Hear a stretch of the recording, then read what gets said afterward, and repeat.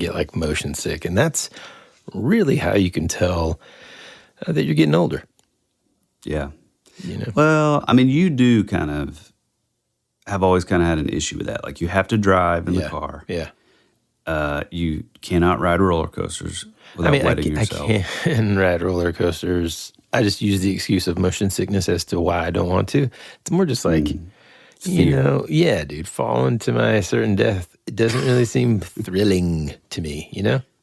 Now, see, I love all that stuff, but I kind of... Would you skydive? Now, today. I bungee jumped like 5 times. Oh my God, dude, I would never be able to do that. Yeah, I don't think I could. I couldn't skydive now. As you get older, there is like a little bit more fear. Like I've noticed that when I was a kid, if we went to like a fair or like a carnival or something, like I would ride all the rides, and some of the really high ones, I'm like, nope. Man, I know that was put together by like a 16-year-old that was like smoking the whole time, and I do not trust it. Yeah, I mean, I think the very last time that I went to Six Flags, I was riding the Batman ride, and for those of you that haven't ridden it, or I don't know, is it a different ride in other states? I'm not sure, but the Six Flags over Georgia has a Batman ride, and it was fun. I enjoyed it, but the problem was like the harness goes over your chest area kind of, and then there's like 2 handles, but it just like, it's one of those things that it only gets tighter. You can't like loosen it back up. And I remember one time I had it like too tight, which... Too tight. You know, I'd rather be a little too tight than too loose. Well, hey now. God. Welcome to season 4, huh? We're off to a real pure start.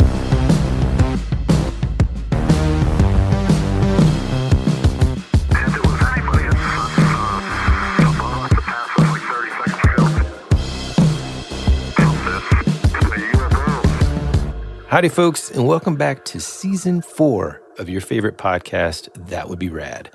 We are a podcast that majors in 80s and 90s nostalgia, comic culture, all things paranormal, and minor in retro video games, tabletop RPGs, pre-internet mysteries, and raising our kids to be half as cool as we were back in the 80s. Whew, I did that in one breath. You did. But you also said minor in instead of minors in. And minor in, yeah, that's what we minor in. You wrote it wrong the first time. I just corrected it. The show and mine. Good news, guys. 4 seasons in, we're still arguing. We are your hosts, Woody Brown. And Tyler Bent. You know, every season, it's kind of like weird getting into the new season. That season, I mean, that episode 1 of whatever season, there's all this like pressure, to me anyway. And then ultimately we end up just being like, look, man, let's just dive in. Let's catch up. Let's talk about some random stuff that we've been going through. We've been on this like, God, now almost like 2-month vacation, it feels like. Too long. It was too long. But way too long. But like, I needed it a little bit, okay? Yeah, well needed. It's kind of like that, you know, absence makes the heart grow fonder. Did I say it right? Mm-hmm. Okay. You know, I have that tendency that I inherited from my mother of just like really messing up for like minor stuff. Yeah. Minor in. Anyway, it's finally felt like, man, I can't wait to dive back in there. I can't wait to talk about some of this crazy stuff that we've been, you know, sort of chatting about outside of the podcast over the last couple of weeks. A lot of really fun and interesting things, you know, ahead for this year. Yeah. Well, first, before we dive into some of the things that we kind of just wanted to randomly talk about today, I got a couple of thank yous up on the top of the show that I want to make sure we get out before we go any further. Number 1, first, a shout out to one of our listeners, Adam, who sent us a CD copy of his project DFI and their album Monster Season. And I got to tell you, folks, you can find, I think, most of these songs on YouTube. You should definitely check it out because it has become one of the things that I've been doing a lot of over this holiday is just making a ton of tabletop terrain, basically, for our Dungeons & Dragons game, which we'll also get to in just a second. And so for me, and I know Tyler's exactly the same, so this is one of those situations where I know I can speak for both of us. I always like to have something on in the background that kind of just puts me in that creative zone when I'm working on something, you know, with my hands. And sometimes, a movie's okay, but then you find yourself distracted. You're looking up instead of at what you're working on. It's just not the best. So, Adam, thank you so much for sending this to us, because I have literally put it in the old CD player and just chilled and vibed to this music. For those of you wondering, it's sort of like, it's just a really cool blend of like samples and turntables and saxophone and amazing beats. It's just, I don't know how to explain it, guys, but if you're a fan of our show, I think everybody listening is going to dig this CD. So go check them out. You can find it. So DFI, and the album is Monster Season. The song that I always like to open up with is actually the first track, Blood Moon. It's awesome, man. So thank you so much for sending this, bro. I was actually just listening to it before we started recording, and it's definitely cool. It kind of reminds me of our good buddy of the show, Jesse Phillips. Him and I kind of did a remix of Tokyo years ago for our Japanese release, but it's kind of that similar sort of thing, like sort of drum and bassy and like house kind of stuff, but then like a lot of samples. And it also kind of reminded me of you and I are big fans of like Bon Iver, which is it's stylistically it's very different from this, but I think it's really cool when like bands or like artists have like horn players, on like, I don't know, it can kind of sort of change up. I don't know how to explain it. It's very sort of genre bending, I feel like, in a way, like to have horns on some stuff. Yeah, like utilizing non-traditional instruments in a genre that usually doesn't have them is just super cool. Right. And in terms of the beats and stuff, I love it that it's like actually analog drums that he's playing rather than just, like an 808 or something, which is also cool, but, I love that, man. So thank you so much. Also, big shout out and thanks to our new patrons. 1 second. Oh, here we go. We got some new Patreon supporters over the holiday, and as you guys know, it's part of what really kind of keeps us afloat in terms of the show being able to. You guys give us the means to be able to, get the proper equipment that we need and that kind of stuff. But also just, it's fun to kind of have a more, like an even tighter knit community of people that we can talk to and riff off of. But so thank you very much to new patrons, Jared, Ted, Samantha. This is how they want us to say it, Cobra Commander, which I love that name. Jeff, spelled with a G. I always love that spelling. Now, is that like Geoff? Yeah, that's how it's spelled. Yaoof. There it is. Yeah, Yaoof. Probably just insulted them, so may cancel today. Actually, when they hear that. And then also, lastly, Roman. So thank you guys for being one of our best friends. If you're interested in joining or checking out our Patreon, you can do so at patreon.com/That Would Be Rad. We actually call it the Rabbit Trail. Because, it's one of those places where we get a little bit more, as Tyler would like to say, a little looser. A lot. Or what do you like I don't edit out all granular. of Tyler's So, what were you saying?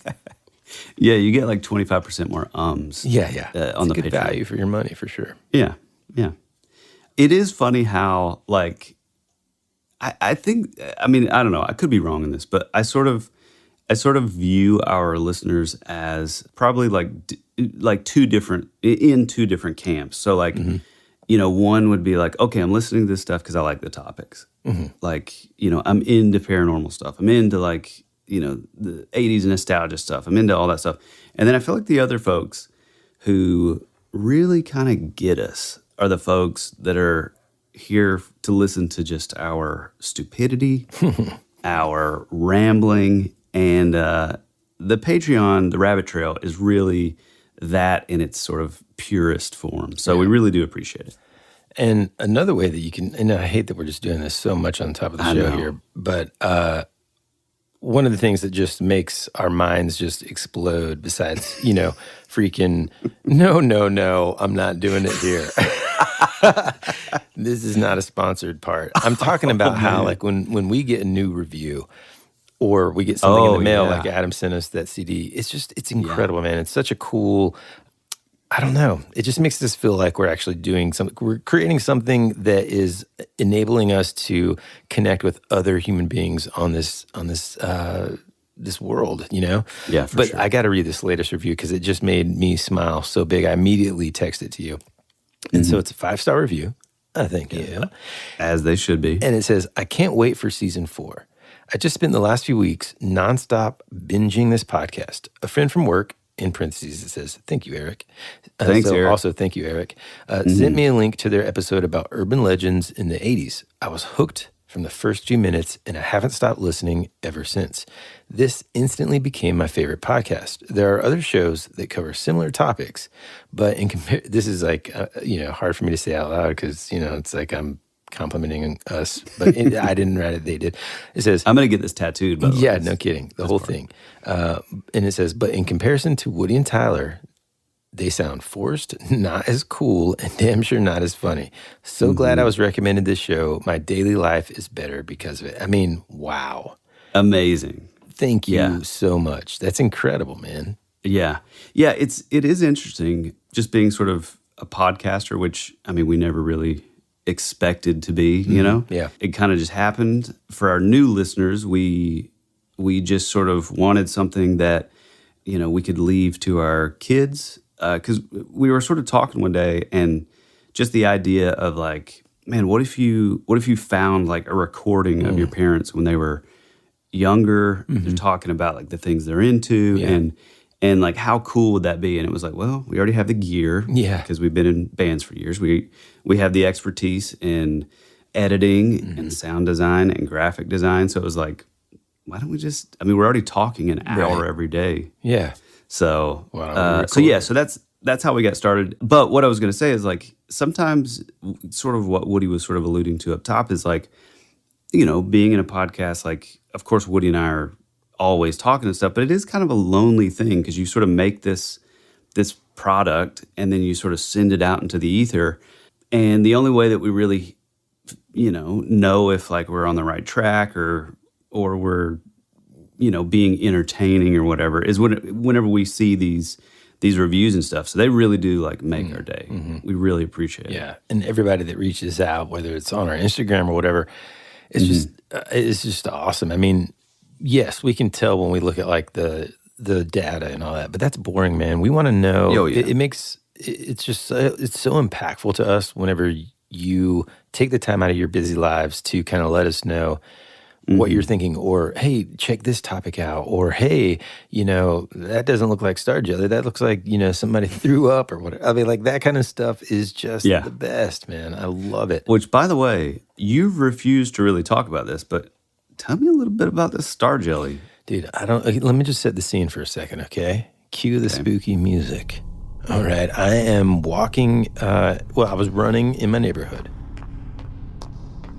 And it was, I want to say it was Sunday morning. Might have been Saturday morning. I don't know. It was one of those. And it was still dark outside-ish.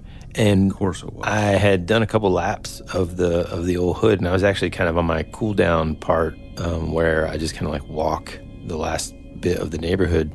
And I just looked down, and there's this section in my neighborhood. We live, right on the lake, essentially. The neighborhood especially. Right on the water. Yeah. Not my house specifically, but a lot of the houses in my neighborhood, it's a lake neighborhood. And in this specific section, the homes are also like very, I guess, relatively speaking, far apart from one another. So it's not a modern, it was built in the 80s. This neighborhood was developed in the 80s. And so the homes are, spaced out from one another. This section specifically, they're even more spaced out. And there was no overhanging trees where I saw this. There was no, really like, it was kind of in between the houses. And there was just this weird, clear, gelatinous material on the ground. And at first, just like anybody kind of just looking at something, I was like, well, I mean, let's just put it this way. There was enough volume of it that I didn't think it was some sort of strange bodily fluid or something, just that happened to be on the ground. I mean, at first I thought, well, could it be like, maybe like deer slobber or something like that? But whenever I touched it, and by the way, okay, I took plenty of microbiology classes. I'm never going to just like, wonder what happens if I put my finger in it. That's not You going should to... have. No, come on, man. No, I shouldn't have. I used a Definitely stick should because what if it was like poisonous or something, dude? I used a stick because I wanted to judge, the consistency. Was it really viscous? Was it really more like, elastic in nature? What would happen if I poked it in and then like pull? I was waiting to see how that was going to end. What would happen if I poked it in and pulled it back out? Well, let's play a little game called Ouch, Ouch, You're on My Hair. Okay. Oh, God. Anyway, I wanted just to see what it... I just wanted to see what it felt like. So I just put the tip of the stick in there gently. Oh, man. It just gets worse. Where was I, man? Oh, so I'm there. I'm like poking it with the stick. I just want to see what it does. And it was kind of like... It was like... I don't know how to explain it. It wasn't so like... You know how like if you put your fork in Jell-O, it just kind of like goes straight in real easy? It was a little bit like harder than that, if that makes sense. Interesting. And there was, like I said, enough of it that I just felt like, man, I don't know. So I just took a picture of it and I was like, hey, man, I think I found some star jelly. And it was Sunday because you're at church and you're like an hour later, you're like, yep, that's what it looks like. Yeah, 100%. I mean, the fact that you didn't like at least bottle it up is very disappointing. Well, dude, the reason for that is I'm not bringing that into the house. What if it is some sort of alien organism and now I've got it in my house and it turns into some sort of thing? What if I touch it and I become like venom? Or what if I touch it and it's actually just, simply put, cooler. A biological creature from this planet, but it's poisonous and I die, and then they died? I mean, I still feel like it's a risk that I would have been willing to take. I would have at least got like just a little bit. Well, it sounds like a risk that I'm willing to not take. But it did remind me of one of my favorite things that I've ever read, and I'm going to read it to you now. You ready? Okay. The unquiet sky. We expect rain, snow, sleet, and hail to fall from the sky. But when fish, frogs, stones, and other unlikely objects fall, we are dealing with other celestial phenomena. Foremost in the realm of aerial mysteries are the thousands of sightings of unidentified flying objects. These have been so widely publicized that to the mind's eye, their saucer-like profile is as familiar as the shape of conventional aircraft. There are also many astronomical and atmospheric oddities, including strange sounds that seem to defy explanation in spite of the proliferation of techniques and instruments designed to interpret such phenomena. And anyways, it got me thinking again about, and I know that we did an episode about this, I don't even know what season, but I'll make sure to, pop it in here. You can hear more about this rad strangeness on That Would Be Rad, Season 2, Episode 45, Star Jelly, Angel Hair, and the Missing Thunderbird Photo. We barely kind of touched on, I think, Star Jelly. Yeah, and I definitely want to go back to do like a, God, what is the guy? What's John his Collins, name? Joe Keenan. No, this is the guy that wrote that book, The Cosmic Speed of Life. I think on the episode we talked primarily about like angel hair and that kind of stuff. But while you're looking for that, let me just kind of remind everybody what Star Jelly is. And it's called a couple different things over time. Sometimes it's called like the rot of the stars. Yeah, which is so cool. A lot of times it's, being called like a plasmodium or related to actual, and here's another thing, man. Ann and I were talking about this, my wife Ann and I were talking about this the other night, and it's like there's so many weird things that exist in the ocean, but also just in microbiology in general. Like, for example, slime molds. I mean, you're talking about an organism that can learn, basically, that can regenerate, that can solve problems and puzzles. I mean, and it doesn't have a brain. So let me read this. Star jelly is one of several names for gelatinous substance supposedly found at the place where a falling star has landed. Other old names for the same thing are star sloth, star shot, disgusting, and in Welsh, oh boy, here we go, pure ser, the rot of the stars. Yeah. Since star jelly is usually said to evaporate before a thorough analysis can be made of it, now I see why you're mad at me. Yes. Attempts to identify the substance are conjectural and conclusions vary. What they all have in common is the assumption that the material, whatever it may be, has no connection with the stars. The two main contenders for the leading role in the star jelly mystery are nostoc and plasmodium. Nostoc is one of the blue-green algae and grows in bead-like strings, so not the thing that I saw. Plasmodium is a general name for gelatinous congregation of slime molds or certain kinds of fungi. And I will say, one other thing here. Other kinds of gelatinous substances that are generally agreed to have fallen from the sky have been described as the egg masses of insects or amphibians, but having no apparent connection with the fall of luminous bodies, blah, blah, blah, blah. Here's the thing. When I lived in Indonesia, we had a swimming pool in the back. And we would have my mom hated the swimming pool for multiple reasons, but one of them being that it was constantly full of frog eggs, dude. And so we'd have to clean the pool out before we'd get in there. Otherwise, you're swimming in this gelatinous frog egg crap. This was not that, okay?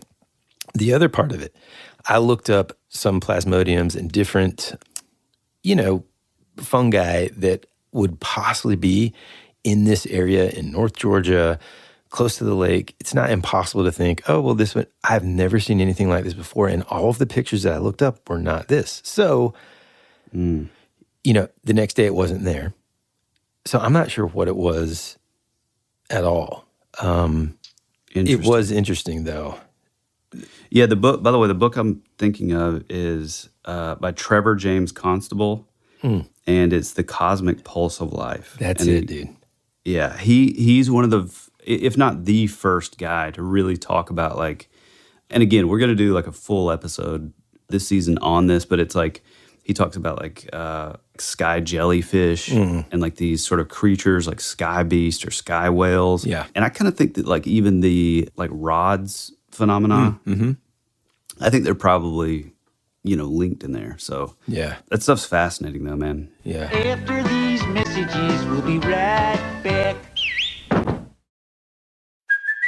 Hey, it's Kaylee Cuoco for Priceline. Ready to go to your happy place for a happy price? Well, why didn't you say so? Just download the Priceline app right now and save up to 60% on hotels. So whether it's Cousin Kevin's Kazoo Concert in Kansas City, go Kevin, or Becky's Bachelorette Bash in Bermuda, you never have to miss a trip ever again. So download the Priceline app today. Your savings are waiting.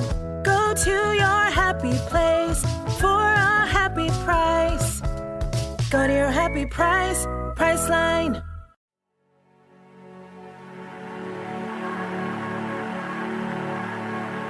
It's a pretty cool place if you're a Martian. Or a vampire. You think you really know what's happening around here, don't you? Is anyone out there?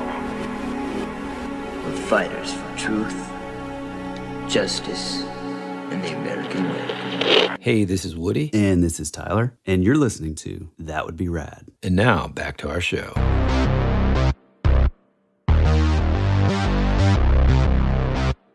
It's wild stuff, man. And like we always say, especially if you're new to the show, you've gotten an earful of just randomness today. But,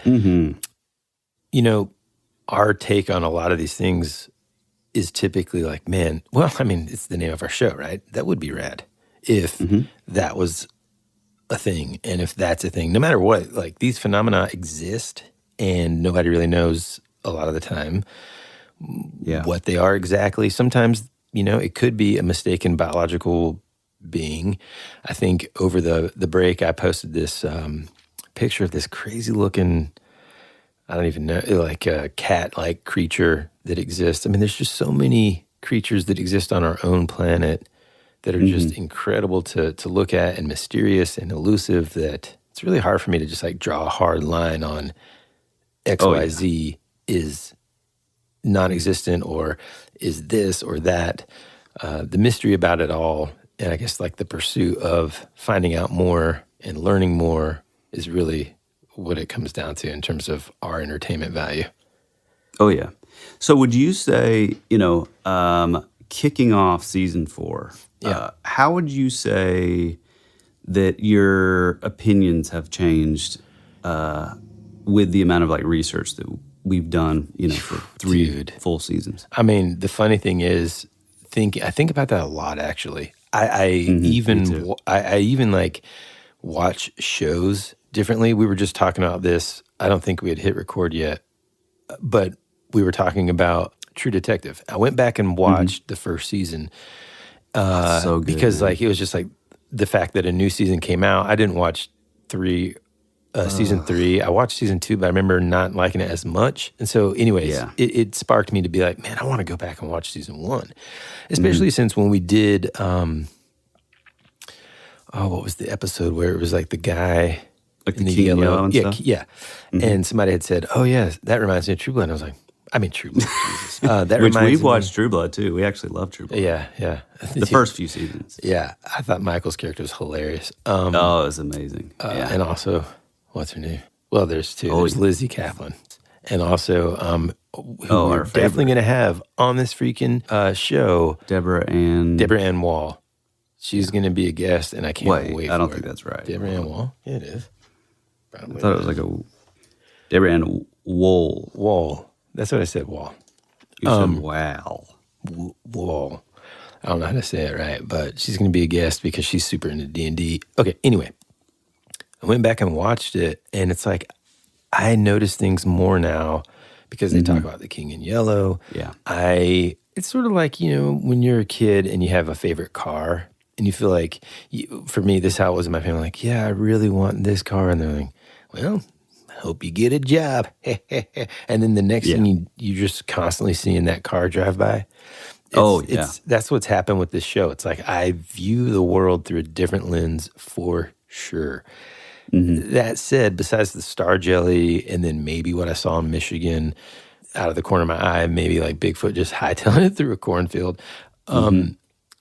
Outside of that, and I'm okay with this, by the way, I haven't really had any like experiences, I think, that... Other than the ghost hitchhiker family.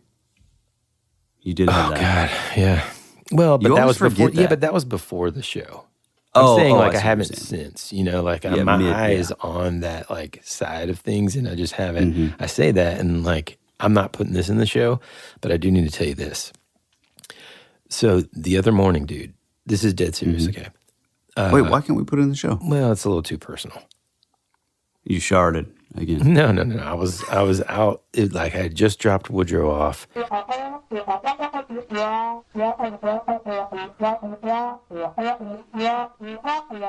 Man, it was wild. That's really cool. Yeah. Wow. It was very, very cool. That's crazy.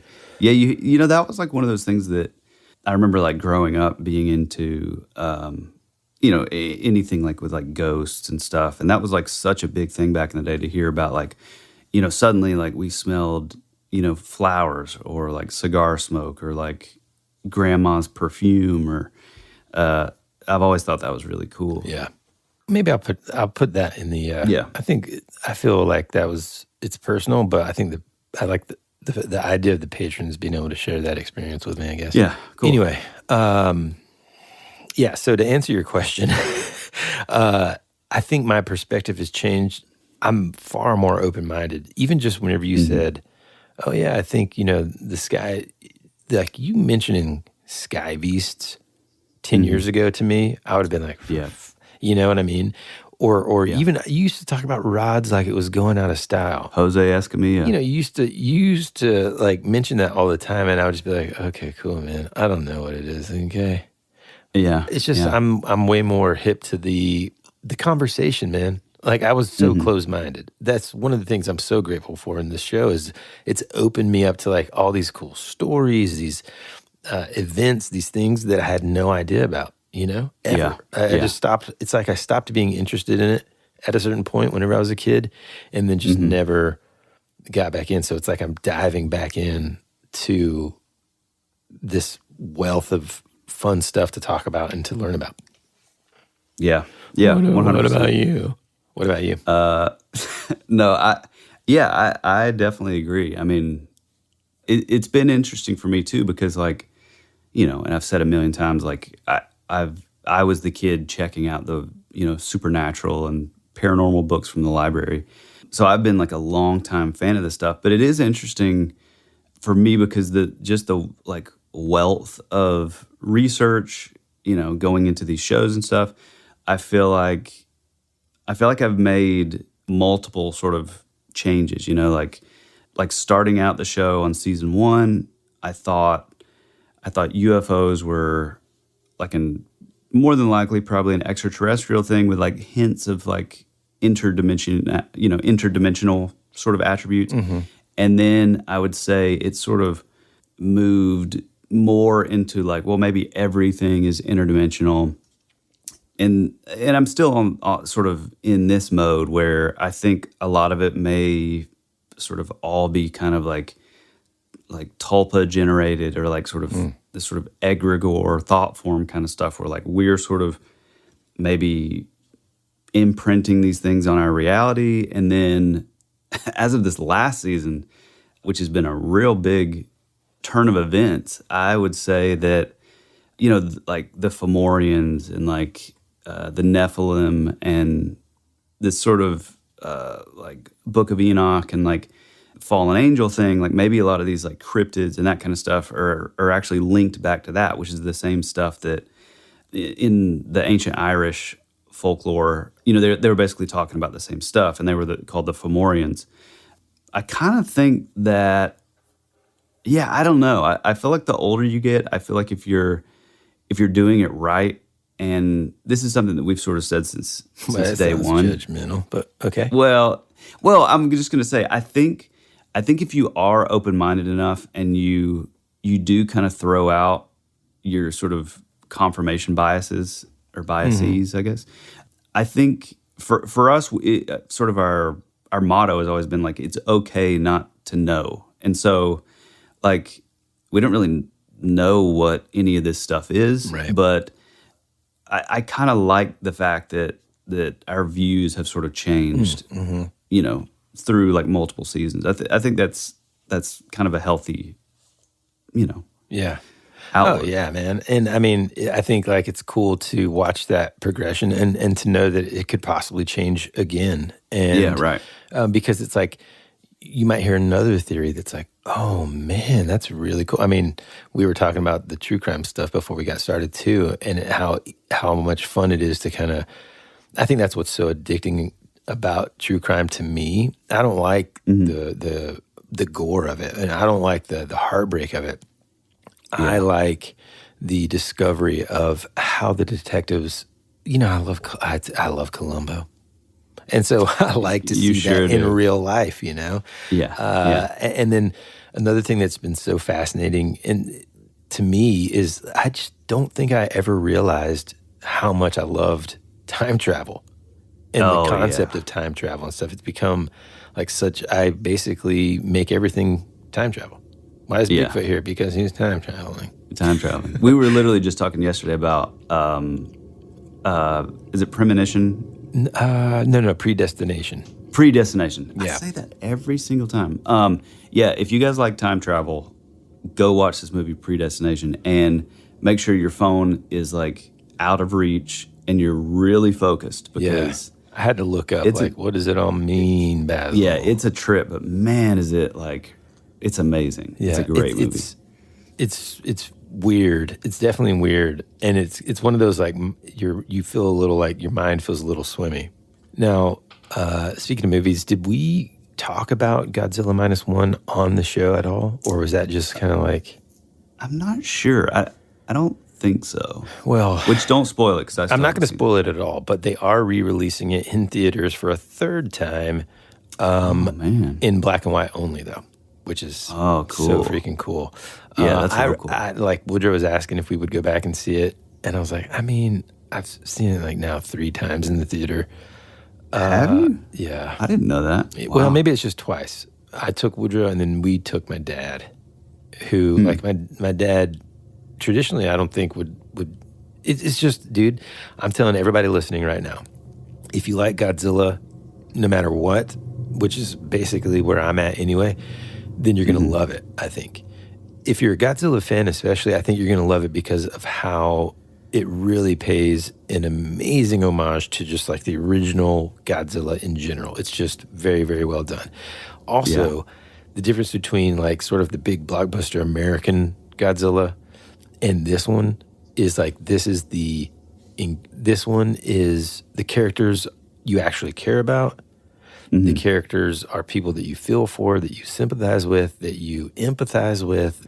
I mean, this is going to be a bold statement, and I may live to regret it, but this is in my top like 10 movies of all time easily. Wow. It's incredible, dude. When it comes out on DVD or Blu-ray, I'm buying the most expensive special edition of it because these creators deserve every penny of my money, dude. And because you're very wealthy, so. No. I'm not the one buying, $75 binders. Well, that was my daughter. She used her Christmas money. Okay, so she's wealthy. Anyhow. She's more wealthy than I am. Which is a good time to say, guys, if you want to be a patron, head on over to the rabbit trail. So anyhow, I highly recommend Godzilla -1. I don't know if it's worth going to see it in black and white, honestly, because some of the effects are so cool in color. Just wait until it comes out. But it's really, really good. Yeah. Which, I mean, we've said on the show, like, the Godzilla versus Kong or Kong versus Godzilla, I thought it was fantastic. Yeah, it was pretty cool. Going back Woodrow and I went back and watched some of those after seeing -1, and we were just like, it's pretty cool. I think the first one is like, I don't know, all the sort of interrelational. That's what I'm saying, stuff. dude. The characters suck. Just wait. Well, not in Kong versus Godzilla. They were awesome. They're okay. Like the little conspiracy girl dude and they're okay. Trust me, dude. It's hard. It's so hard to explain. This is one of the best movies of all time, dude. My God. Wow. And like, it gives you, this is literally, when I say post-World War II Japan, I mean like a few days later post-World War II Japan. Oh, And interesting. You're getting this incredible perspective of Japan in that time period and the culture and how beautiful the people are, man, and how just the honor and humanity of people. And, going in, you would think, as an American, and I think this is okay to say here, going in, you're going to think, post-World War II Japan, we all kind of know what happened. Boy, this is going to be a slam piece. We're going to come out feeling like, how dare you, America kind of thing. I mean, truthfully, I thought maybe there was going to be some of that sprinkled in. Couldn't be further from the truth, dude. It is a movie about unity. It's a movie about family. It's a movie about love. It's a movie about whatever. And it just happens to be that Godzilla's, terrorizing the place. So it's just fantastic, man. I cannot recommend it enough. And in case you guys are wondering that are listening, because I recommended that dang Finnish Christmas movie or whatever. Rare Exports. Yeah, Rare Exports. And I got a lot of grief about that. First half was awesome. Okay. This is not one of those scenarios. Godzilla -1 freaking rocks. I do like the idea that they're kind of going back. So I guess like sort of in the modern age, we are sort of, I don't know, we're kind of looking at Godzilla as like, oh, well, he's like a good guy or he's this. With this one, correct me if I'm wrong, it's like sort of taking back to no, it's like a terror. It's like... Yeah, I mean, he's just like a beast that happens to be on the planet. And so just like in the sense of a Dungeons and Dragons game, it's like, what would this giant monster think? Well, he's probably not thinking. He's just like, I'm hungry. What is this? Yeah. It really does take it back to... I don't know how long it's been since you've seen like the original black and white, old school 50s Godzilla, but it's very much that sort of theme where, there's these like Japanese sailors on a ship and they're like, what is that? And, dude, you almost did it. God. Oh, God. Sorry. By the way, the whole time you were like talking about the Japanese, I was just thinking like, man, this kind of sounds like Woody at one point made a really racist statement and now he's sort of trying to smooth it out by being like, it's just such a beautiful culture. No, it is though, dude. You'll like no. I'm just kidding. It's like I know it can probably seem like that, like, and it's not just because I'm obsessed with manga now and all that. You are welcome. But dude, it's just I cannot wait for you to see it Because in the same way that I was telling my dad before, he was like, he really went along, I think, just to spend some time with me and my son, right? And so that's like that's how we hooked him in. Yeah, But I never would have expected he that left, to go. dude. He left, and he was like, "You're so right. You can't explain it to people. You sound silly saying you got to see this Godzilla movie." But he's like, "This is one of the best movies I've ever seen." I mean, it's just so good, dude. And they use like some of the original music, and then like build on top of it. Yeah, boom. Yeah. Oh, dude, so freaking cool, dude. That's cool. And isn't the roar basically the exact same? Yep. And then they, that's cool. enhanced it a good bit, but they used the exact file or whatever, the exact sound effects. So freaking awesome, dude. Do you know the backstory on that? Like where did that roar come from? Because it's so I don't iconic. know. Yeah, I don't know. That's we need to dive in on another episode this season. Get ready, folks. We're just, we're getting crazy this year. Well, you know what we should do? I may go see it like in black and white. I mean, Woodrow was like, I was like, I don't know if I could see. He's like, I could watch that movie 1,000 times. Dude, let's go see it in black and white, and then we'll do like a Patreon covering it, because I really do want to see it. We'll return after these messages.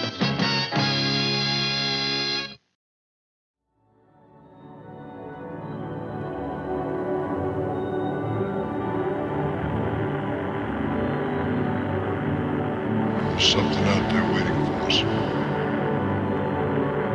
And it ain't no dead.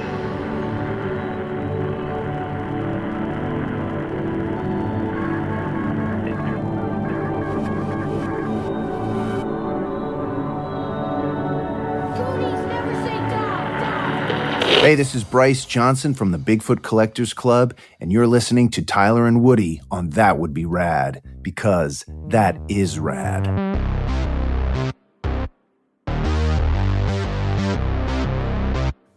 Oh, dude, you know what I'm going to watch today? I'm going to watch the Evil Dead trilogy before the kids get home. And then I want to watch the new one.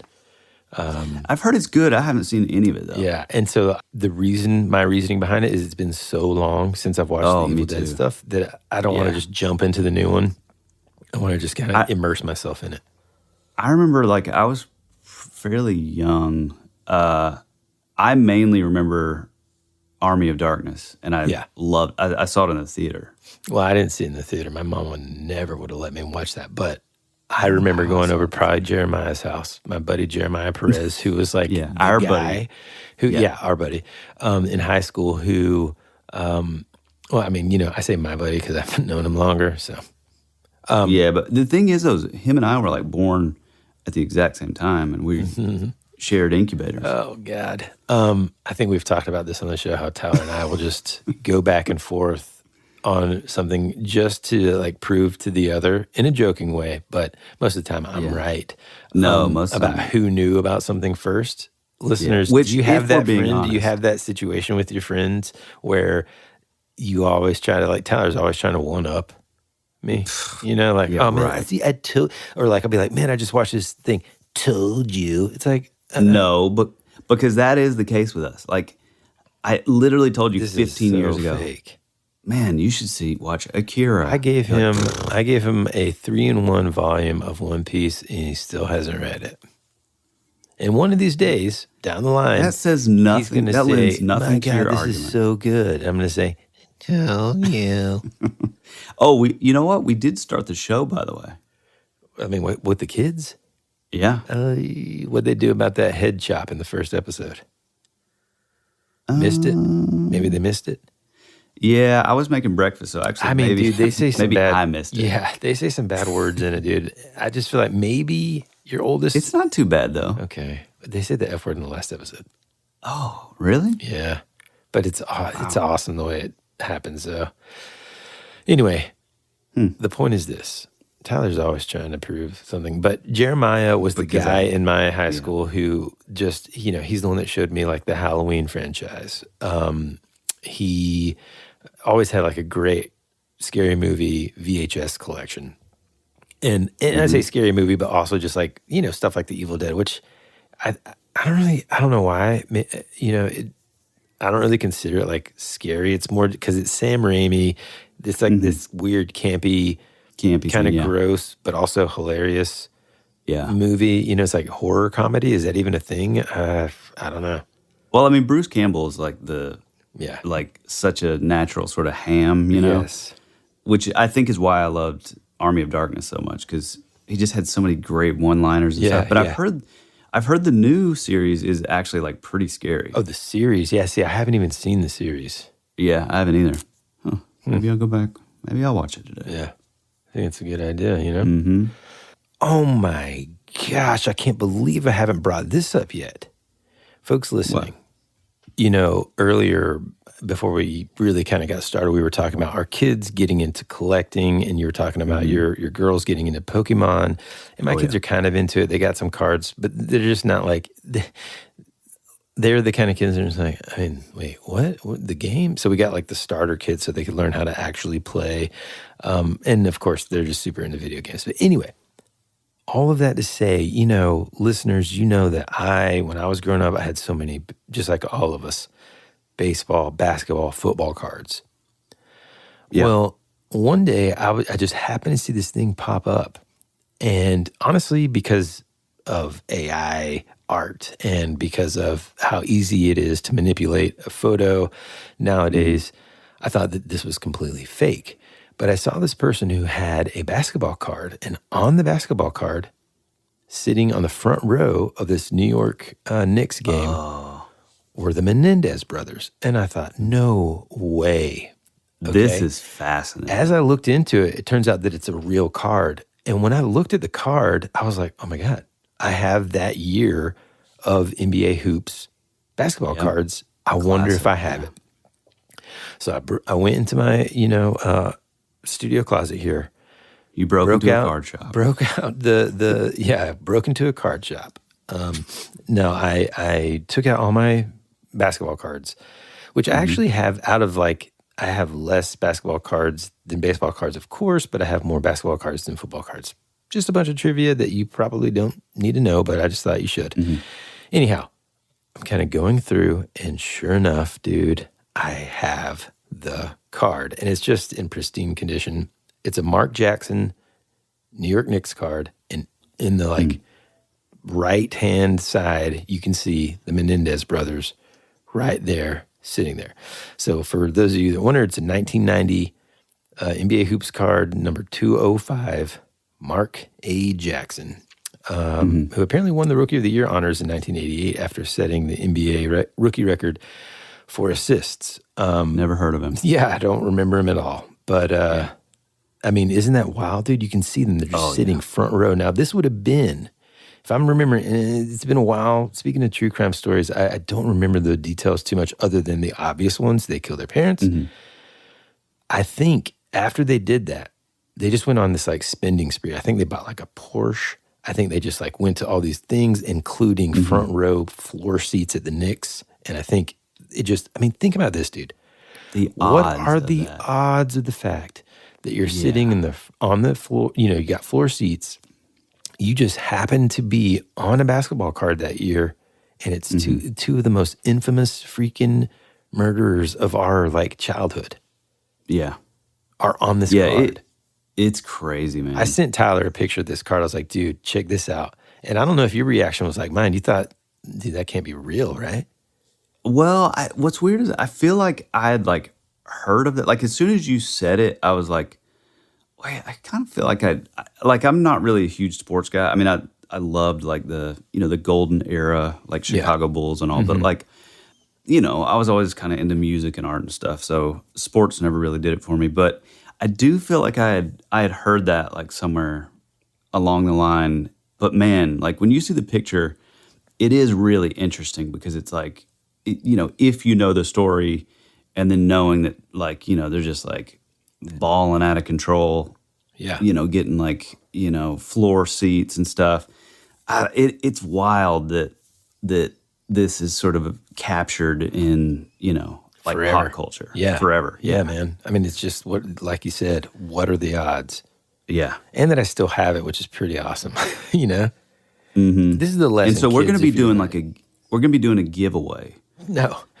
If we get to 10,000, we're going to give it away for free. 10,000 5-star reviews. I tell you what, you want to know what? If we get 10,000 5-star reviews, I really will give it away. Okay. We'll do a raffle.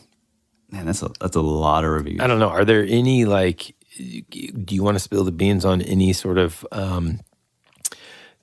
episode topics that you're thinking about diving into this year? No, let's hold that close to the chest.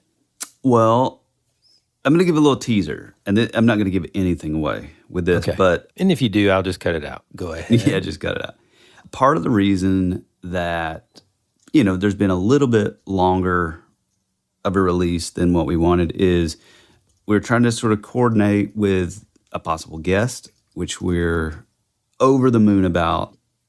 It's going to be like really special, especially to us. It's sort of mind-blowing, sort of this iconic thing. Yeah. And so we're super excited. And we have a few guests sort of in the chamber for this season. So we're super excited about that. I will say too, real quick, since we're on that topic, if you can, one of the things about our show is for the most part, it's not a guest interview show. And so when we do invite someone on, it's because we really freaking adore them in some way, Yeah. We love what they do, or we're just like humongous fans of them or whatever, Yeah. Well, okay, so here's a little hint. No hints, dude. No. I'm just going to say it's this person's contribution to, I don't know, like pre-internet mysteries is so just incredible. Just that's enough of a hint. That's all I can say, yeah. Okay. I thought you were going to pick it up. No, I was just going to say that's, I don't want you to spoil it anymore. I know that there's just a bunch of topics that I want to dive more into. I know that there are a lot of time travel stories that we haven't even gotten to yet. Brendan from Tasmania sent us one a couple days ago that I want to dive into. I've kind of heard a little bit about it before. There are plenty of cryptids that I've kind of read about recently that I want to go over, and also some really cool localized, strange creature slash legends that some of our other listeners have talked about and even suggested might have been the star jelly origin. So there's just so much, and I'm just so excited to dive in. We're going to do a lot more on the, pop culture stuff, reminisce more about the 80s and 90s. My kids are really, my daughter is really kind of like, my son, who's the oldest, loves music, but he's just sort of like, if it's a great song, then it's a great song. My daughter, on the other hand, the youngest, she just gets sort of into a band and then just deep dives into them. So she's super into Oasis and Blur right now, and also like Blink 182. Her favorite song right now, this is so funny because of the show, it's called Aliens Exist. You remember that song? Mm-hmm. Yep. The Hey Mom, there's something. And then you go back and you watch like the live versions and you're like, boy. Yeah. They're lucky. Yeah. Lucky dudes. Because boy, those live performances are. They sure are. Bad. I mean, they could write a good pop punk song. Man, they really could, yeah. Yeah. It's funny that you're talking about music because my youngest, Elliot, who's 5, she currently has 2 favorite songs. One is The Chain by Fleetwood Mac. Yeah, that's a good one. It is a good one. It's really good, especially that bass line at the end, the outro. See, I love the intro, the kick. The kick stomp, and then like. Yeah. And then the other song is a new song by a metal band called Architects called Seeing Red, I think. And she likes it just because there's like, you should listen to the first 15 seconds of the intro. He does this thing where he's like, black, and it like kicks in, and it's really cool. It's one of those things, like a throat No, sound. but it's awesome. It's awesome. What's the little like hi-hat, this small mini cymbal? They'd be like, ting. Oh, like the bell, like the Zell bell? Yeah. Worst. Yeah. No. It's not like that kind of metal. These guys are like British and They're really bad, actually. One of the other goals of this season is less less cuss words that I have to bleep out. And, so. Can't make any promises. Please tell me you watched the episode where he does, like, he's like, he's like, go over there and take that guy's tray. Why is that funny? That's not funny. You said it was funny before. He's like, I said it was interesting. Hold on, dude. I'm going to play it right now. God almighty. You never do anything. You told me I don't want to to see Seeing. I like the song Seeing Red back when it was whatever that emo band did it. Seeing Red. I don't know what that is. I don't either. Just listen to actually, I'm going to play it right now. No, don't.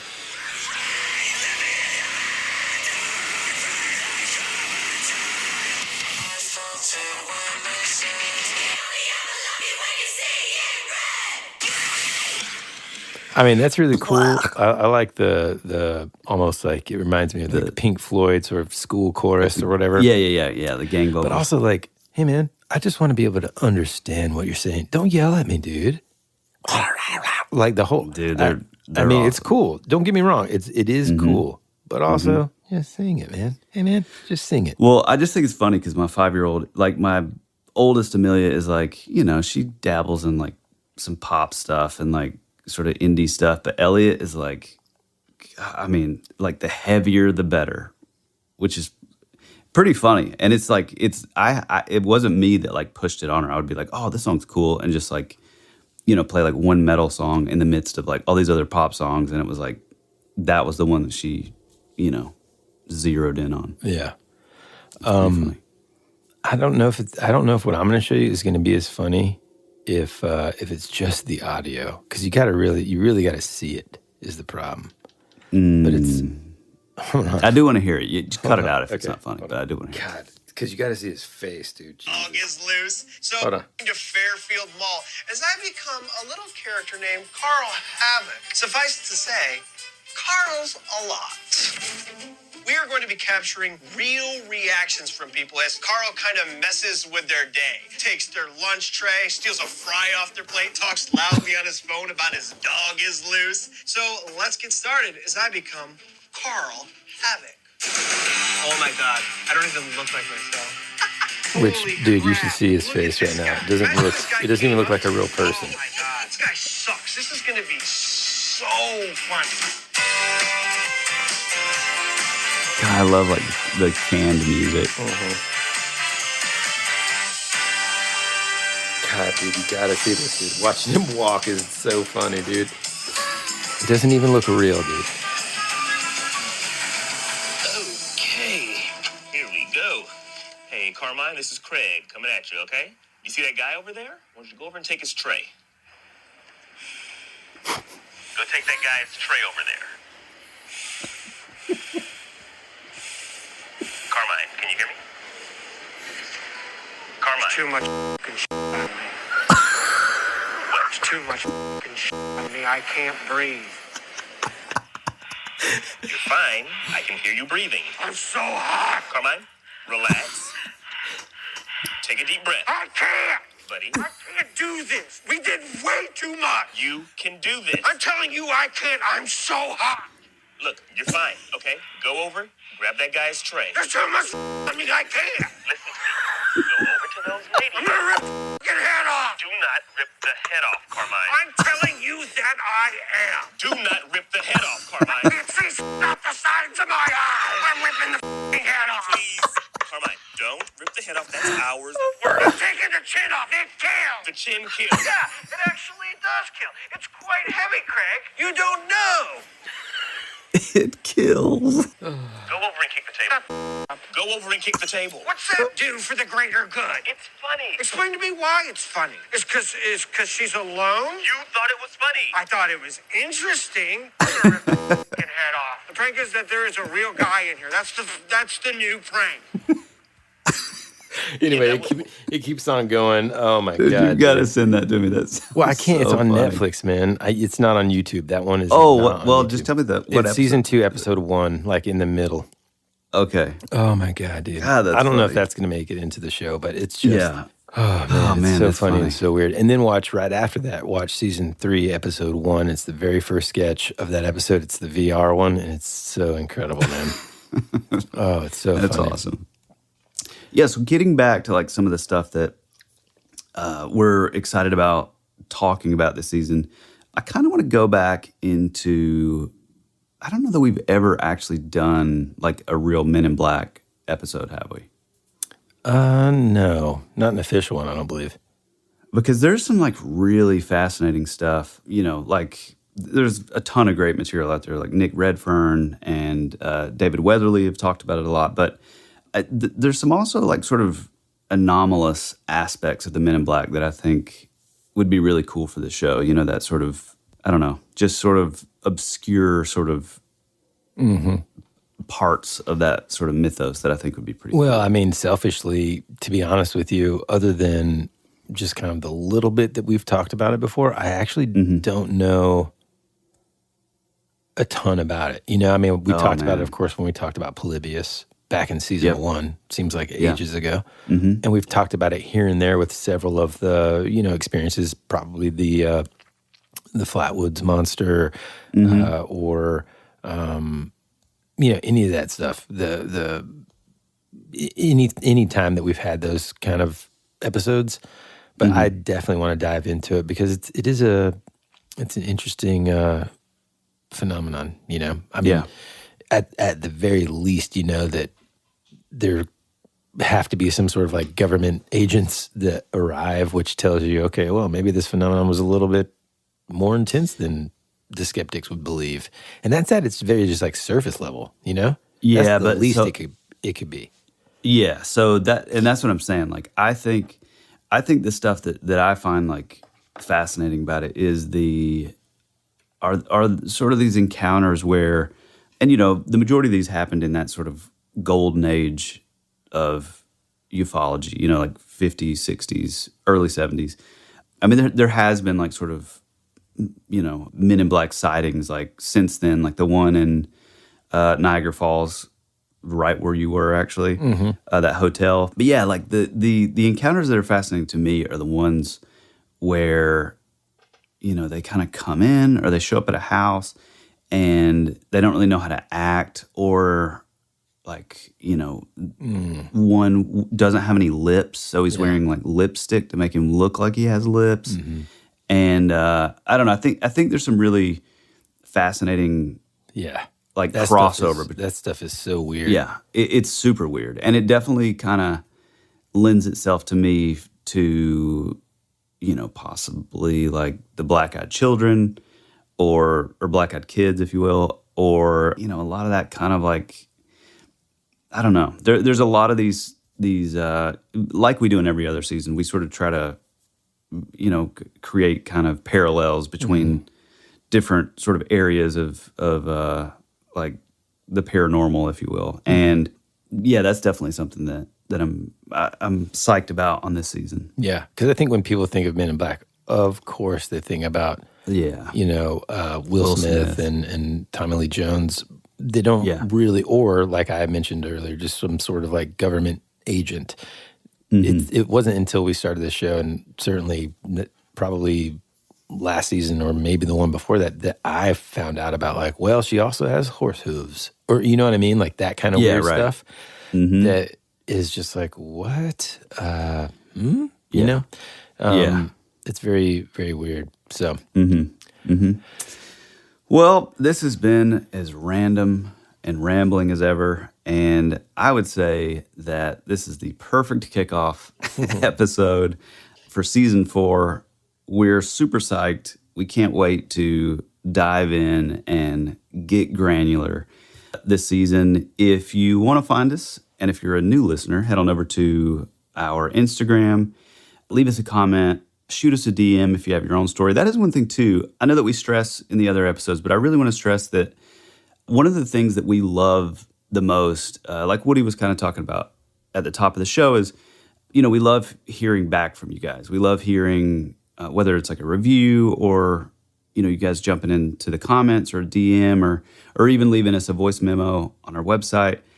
That's the stuff that we love, and we'd really like to feature a lot more of that stuff this season, which we already have plans to, as is, but the more the merrier. We want to hear from you. So if you want to shoot us a DM to tell us your own story, if it's more long form, shoot it to thatwouldberad@gmail.com, or even better, tell it in your own voice. There's like a sort of a voice recorder option over on thatwouldberadpodcast.com.